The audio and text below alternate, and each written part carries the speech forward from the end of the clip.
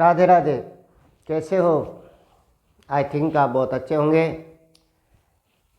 मैं बीरम बाबल आप सभी का बाबल एजुकेशन चैनल पे हार्दिक स्वागत करता हूँ। साथियों, अपन इस कड़ी को आगे बढ़ाते हैं। जैसा कि अपन ने कल पढ़ा था, सिंधु सभ्यता के बहुत सारी साइट पढ़ी, कालीबंगा पढ़ा, रोपड़ पढ़ा, इसके बाद देमाबाद, आलमगीरपुर, मांडा, तो सभी साइटें कंप्लीट हो गई। उसके बाद में अपन ने जो है सिंधु घाटी सभ्यता का प्रशासन पढ़ा। आज अपन इसकी सामाजिक व्यवस्था के बारे में, आर्थिक व्यवस्था और राजनीतिक व्यवस्था के बारे में पढ़ेंगे। तो साथियों, आप अगर चैनल पे नए हो तो सब्सक्राइब कर दीजिए। उसके साथ ऑल नोटिफिकेशन की घंटी भी दबा दीजिए, ताकि जितने भी वीडियो मैं अपलोड करूं आपके पास उसकी सूचना समय रहते हुए पहुंच सके, ताकि आप चूको नहीं। बहुत ही शानदार तरीके से इसका अपन संचालन कर सकें। तो आज अपन सबसे पहले पढ़ते हैं सिंधु घाटी सभ्यता का सामाजिक जीवन।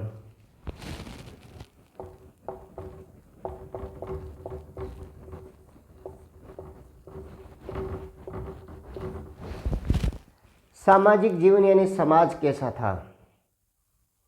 तो साथियों, जो सिंधु घाटी सभ्यता का समाज है वो सिर्फ परिवार प्रथा थी। जो समाज का अध्ययन किया जाता है वो कहलाती है समाज शास्त्र। समाज शास्त्र और समाज शास्त्र के जो जनक कहलाते हैं एडम्स काम्टे।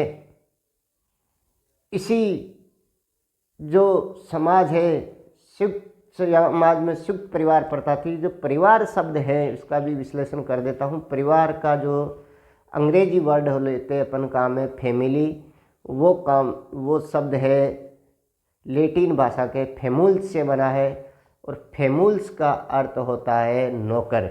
यानी परिवार में सभी अपने आप को एक दूसरे का नौकर समझेंगे, तभी वो परिवार है अच्छी तरीके से काम कर सकता है। तो उसी से फेमुल्स यानी नौकर से ही ये फैमिली शब्द जो है निकला है, और फैमिली का हिंदी अर्थ होता है परिवार।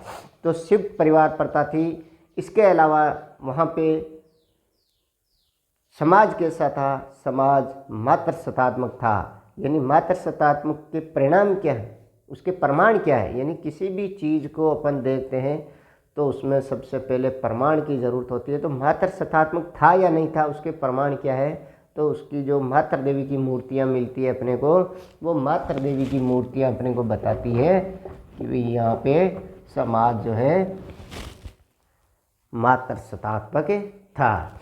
इसके अलावा स्त्रियों की जो स्थिति है वो अच्छी थी। कैसे पता लगता है कि हर जगह जो है स्त्रियों की जो मूर्तियाँ मिली है, उसमें श्रृंगार के कई आभूषण मिले हैं। हर जगह स्त्रियों को अग्रिम पंक्ति में रखने की व्यवस्था थी। यानी स्त्रियों की व्यवस्था जो है दशा अच्छी थी।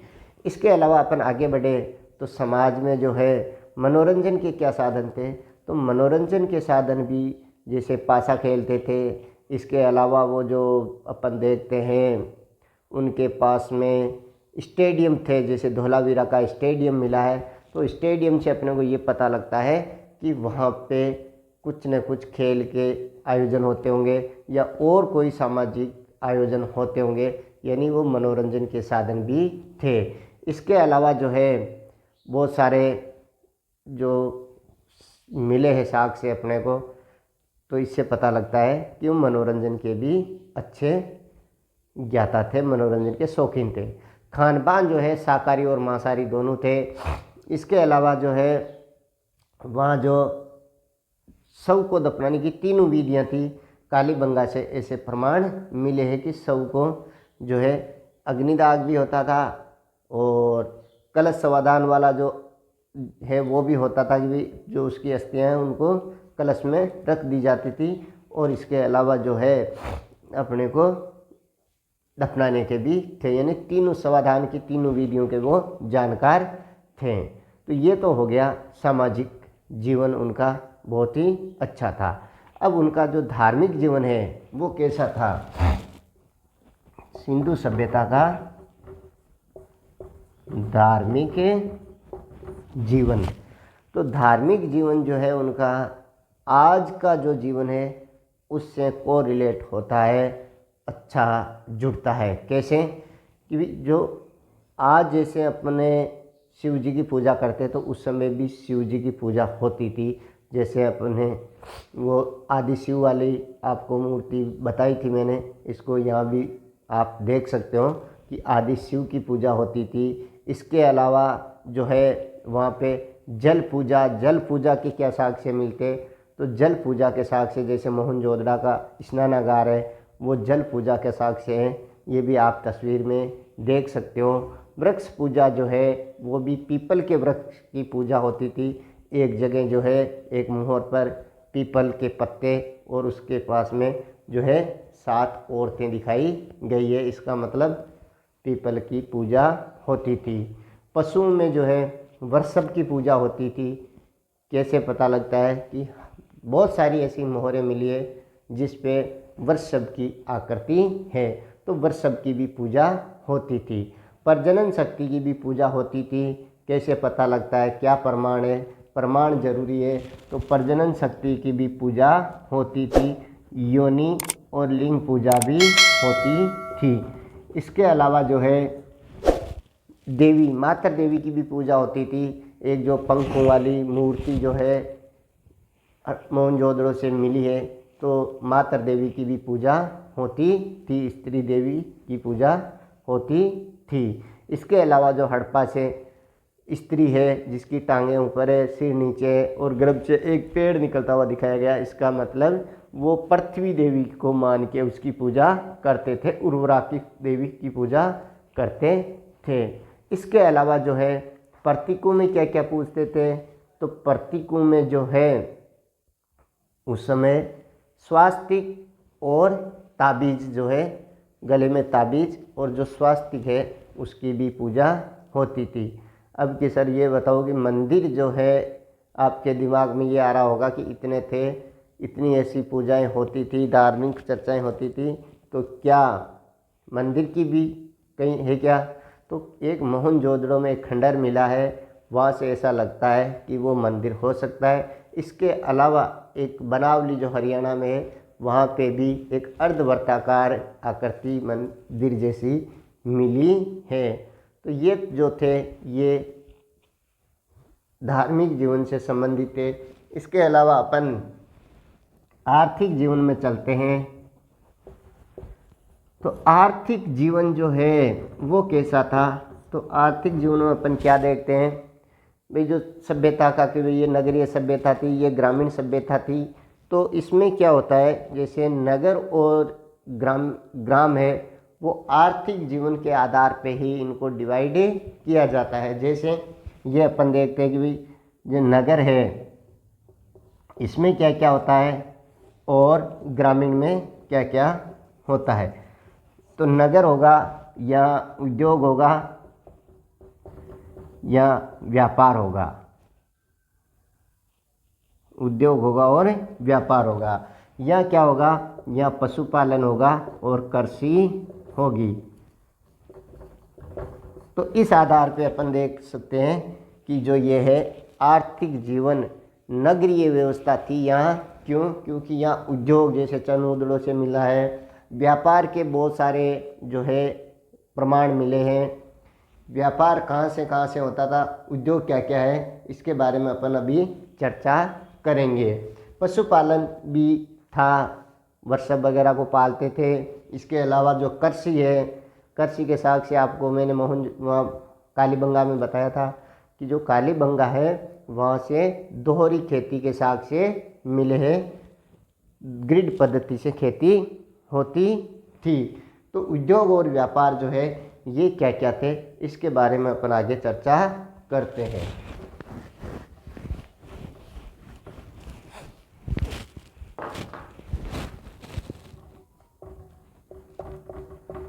उद्योग में देखो सीप उद्योग था, बढ़ई का उद्योग था, कुम्हार का उद्योग था, इसके अलावा सूती वस्त्र का उद्योग था, जैसे कपास की खेती होती थी और उससे सूती वस्त्र उद्योग था। तो ये इस प्रकार से बहुत सारे उद्योग थे। अब अपन व्यापार पे चलते हैं। तो जो व्यापार है, ये व्यापार कैसे होता था?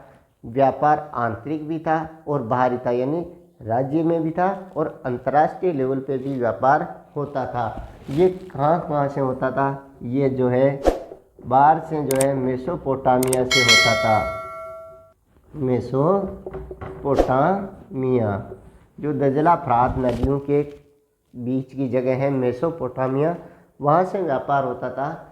ये जो है इसको उर बोलते थे और उर से जो है व्यापार होता था। कहाँ कहाँ? दिलमुन और बहरीन। ये मध्यवर्ती इलाके थे, यानी ओमान और मगान। बहरीन का मतलब ओमान है और दिलमुन मगान। और ये कहाँ होता था? ये मेलवा सिंध क्षेत्र जो था उसको मेलवा बोलते थे मेसोपोटामिया के लोग। तो ये जो है ये इनके जो है मध्यस्थ थे। इन बंदरगाहों से होता हुआ ये मेलवा से उर के बीच में होता था व्यापार। अब देखो एक जो है ओमान में, ओमान जो है एक अरब प्रायद्वीप का दक्षिण पूर्वी देश है। इसमें देखो हिस्ट्री के साथ साथ आपको उसकी भूगोल भी पता होनी चाहिए। बिना भूगोल के अपन इतिहास पढ़ते हैं तो उसमें मज़ा नहीं आता है। इतिहास के साथ साथ अपने को भूगोल भी याद होनी चाहिए कि ये भौगोलिक जगह कहाँ पे है। तो दबा दो लाइक का बटन, और अगर चैनल पे नए हो तो सब्सक्राइब भी कर देना चाहिए। तो ओमान है, यहाँ से फेयोन्स के बने हुए पात्र मिले हैं। फेयोन्स जो है क्या था? फेयोन्स है रेत, घिसी हुई रेत, घिसी हुई रेत और रंग प्लस चिकना पदार्थ मिला के इनको तपा देते थे। इनको क्या करते थे? तपाकर जो पदार्थ बनता था वो फेयंस कहलाता था और उस फेयंस के बर्तन बनते थे जो ओमान से मिले हैं। इसके अलावा अपने जो पांडिचेरी के पास में एक जगह है अरिकामेडू। कौन सी जगह है? अरिकामेडू। यहाँ से जो है एम्फोरा के बर्तन मिले हैं। कौन से बर्तन? एम्फोरा। और ये एम्फोरा के बर्तन कहाँ के हैं? ये रोम के हैं, रोमन सभ्यता के बर्तन मिले हैं एम्फोरा के अरिकामेडू से, पांडुचेरी के पास में। तो वहाँ तक भी व्यापार था अपना, ऐसी मान्यता है। तो ये हो गया अपना उद्योग धंधे हो गए। इसके अलावा आर्थिक जीवन, सामाजिक जीवन, राजनीतिक जीवन जो प्रशासन में अपन ने पढ़ाई था कि भाई कुछ तो कहते हैं कि ये धार्मिक लोग चलाते थे, कुछ कहते हैं ये लोकतांत्रिक था जैसे हंटर महोदय लोग जन लोकतांत्रिक बताते हैं, जबकि पिगट महोदय है वो उसको धार्मिक से जोड़ते हैं। तो ये हो गया अपना इनका सामाजिक, आर्थिक, राजनीतिक, धार्मिक जीवन। ये इस प्रकार से उनका जीवन व्यतीत होता था। जो आज के परिप्रेक्ष्य में कैसा है उससे जोड़ के अपने को पढ़ना है। अब अपन देखते हैं इसके बाद में ये सभ्यता लुप्त कैसे हो गई, लुप्त होने के क्या कारण है कि भाई कब तक चली और ये लुप्त क्यों हो गई, तो उसके बारे में अपन चलते हैं। तो सभ्यता के पतन के, लुप्त होने के क्या कारण है वो अपन चर्चा करते हैं। तो इसमें सबसे पहला आता है कि बाह्य आक्रमण हुए थे। किन लोगों ने बाहर से आक्रमण किया होगा, जैसे आर्यों का। तो गार्डन चाइल्ड और मार्टिमर व्हीलर और पिगट मोदे जो है, कौन कौन, मार्टिमर व्हीलर, गार्डन चाइल्ड और पिगट, ये नाम आपको याद रखने हैं। ये कहते हैं कि आर्यों ने आक्रमण किया था। कौन कौन, गार्डन, पिगट और व्हीलर, ये मानते हैं कि आर्यों ने आक्रमण किया था, इसलिए ये सभ्यता नष्ट हो गई। जैसे इंदर है, उसका पुरंदर नाम है, तो भाई उसने पूर्व को जो दुर्ग थे उनको ढा दिया था। इसके बाद में बाढ़ का प्रकोप भी कुछ बताते हैं, जैसे अर्नेस्ट मेके और राव साहब जो है वो क्या बताते हैं कि भाई बाढ़ आ गई थी और बाढ़ में ये बह गए। कौन कौन बताते हैं, मेके साहब और राव साहब ये बताते हैं कि ये जो बाढ़ आई थी, बाढ़ में लोग बह गए और ये सभ्यता नष्ट हो गई। कुछ कहते हैं जैसे एम.एस. वत्स साहब है और जॉर्ज बेल साहब है, ये क्या कहते हैं, ये कहते हैं कि नदियों ने स्थान जो रास्ता परिवर्तित कर लिया था, नदियों की जलधारा चेंज हो गई थी, नदियों की जलधारा या नदियों का मार्ग चेंज हो गया था, इसलिए ये मार्ग परिवर्तन के कारण ये क्या हुआ, ये सभ्यता नष्ट हो गई। इसको कौन कहते हैं, जॉर्ज डेल से बताते हैं कि ये जो है नदियों ने मार्ग चेंज कर लिया था, इसलिए वहाँ से लोग दूसरी जगह चले गए। वत्स साहब भी इसका समर्थन करते हैं। अब जो है राइक साहब है, वो राइक साहब क्या कहते हैं कि भाई वहाँ पे बहुत ज़्यादा जल प्लावन हो गया था, बाढ़ और ज़्यादा आ गई। जल प्लावन बताते हैं वो जल प्लावन से ये जो है सभ्यता नष्ट हुई थी, वो कौन कहते हैं, राइक साहब, राइक से साहब। इसके अलावा जो है कुछ लोग कहते हैं कि भाई जलवायु का परिवर्तन भी हुआ होगा, जैसे ओरेल स्टाइन है और अमलानंद घोष साहब है, ये कहते हैं कि जो है जलवायु परिवर्तन के कारण हुआ होगा। कुछ बताते हैं जैसे जॉन मार्शल साहब है, ये मार्शल साहब क्या कहते हैं, जॉन मार्शल साहब जो कहते हैं, ये कहते हुए प्रशासन में शिथिलता दे दी गई थी। कैसे, जैसे पहले तो लोग सही व्यवस्थित तरीके से बसते थे, लेकिन एक कुम्हार का जो बर्तन पकाने की जो भट्टी है, न्यावड़ा जिसको बोलते हैं, वो न्यावड़ा जो है नगर के बीच में पाया गया, इस कारण से कि भाई लोग अव्यवस्थित तरीके से रहने लग गए थे, इसलिए भी ये सभ्यता नष्ट हो गई। कुछ लोग बताते हैं कि जनसंख्या बढ़ी और उसमें आपस में संघर्ष हुआ, संसाधनों की कमी हुई, तो यह सभ्यता नष्ट हो गई, जैसे रेवेल साहब वगैरह ये बताते हैं। इसके बाद में जो केनेडी साहब है, UN केनेडी साहब है, ये केनेडी साहब क्या कहते हैं कि भाई कोई महामारी फैली होगी, जैसे अभी महामारी फैल रही है, वापस जो है दोबारा से चीन में वापस जो कोरोना का संकट गहरा है, यहाँ अपने राजस्थान में भी कुछ दिशा निर्देश जो है गाइडलाइन आ गई है, तो इसका ध्यान रखना साथियों, कोरोना गाइडलाइन का पूर्ण तरीके से अपने को प्रयोग करना है, उसका व्यवस्थित तरीके से पालन करना है। तो ये केनेडी साहब क्या बताते हैं कि ये जो है कोई महामारी आई और उससे ये सभ्यता नष्ट हो गई। कुछ जो है विद्वान, जैसे एक रूसी विद्वान है एम दिमित्रेव, उन्होंने क्या कहा कि कोई अदृश्य शक्ति है, उसने इसको नष्ट किया था। तो साथियों ये अपन जो है सिंधु घाटी सभ्यता कंप्लीट हुई। तो आपको अगर ये प्रयास पसंद आ रहा है, ये जो वीडियो आप देख रहे हो, तो ज़रूर आप इसको लाइक शेयर करिए, कमेंट करके बताइए कि इसमें ये परिवर्तन करना है, इसको इस प्रकार से सुधार करना है। और अगर चैनल पे नए हो तो सब्सक्राइब ज़रूर करना। साथियों जय हिंद, जय भारत, राधे राधे।